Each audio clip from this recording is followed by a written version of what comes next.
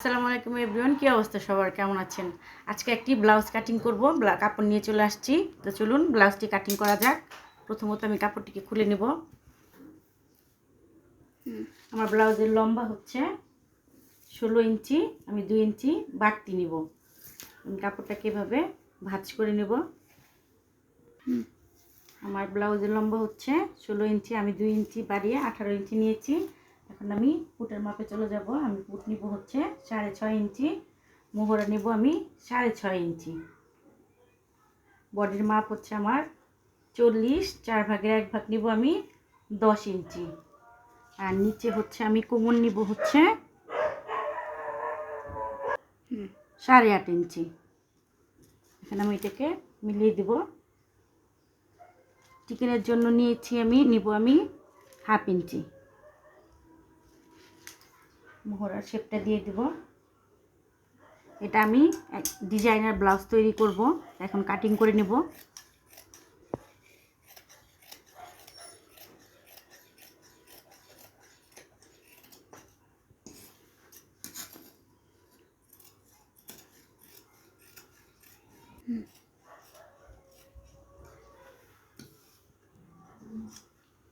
ব্লাউজটা আমি কাটিং করে নিয়েছি।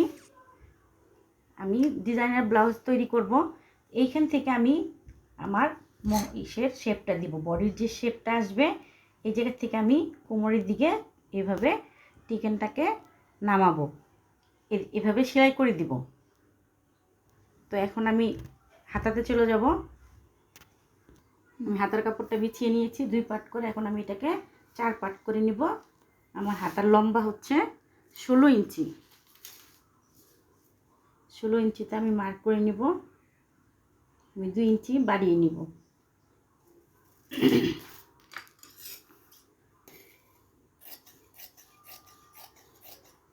এই হচ্ছে আমার হাতার কাপড়। এখন আমি মোহরায় চলে যাব।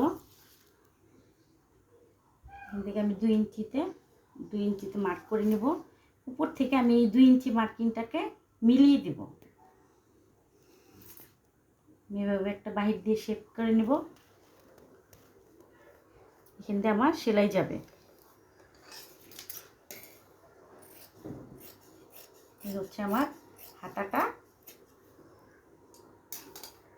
এখানে হচ্ছে আমি 2 ইঞ্চি কাপড় নিব প্লেটের জন্য। এখানে আমার মোটা করে একটা প্লেট হবে। এখানে হাতাটা কুচি হবে, এখানে আমার একটা প্লেট হবে। আমি প্লেটের জন্য 4 ইঞ্চি কাপড় কাটিং করে নেব।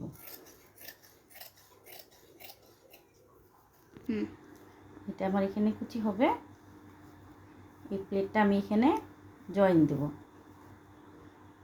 এইভাবে করে জয়েন দেব। এখানে আমার কুচি থাকবে। তো ভিউয়ার্স, ফিরে আসছি ব্লাউজটি সেলাই করার পরে। আপনাদের সাথে আবার দেখা হবে অন্য কোনো ভিডিওতে। ভালো লাগলে লাইক করবেন, সাবস্ক্রাইব করবেন আর কমেন্ট করবেন। আসসালামু আলাইকুম।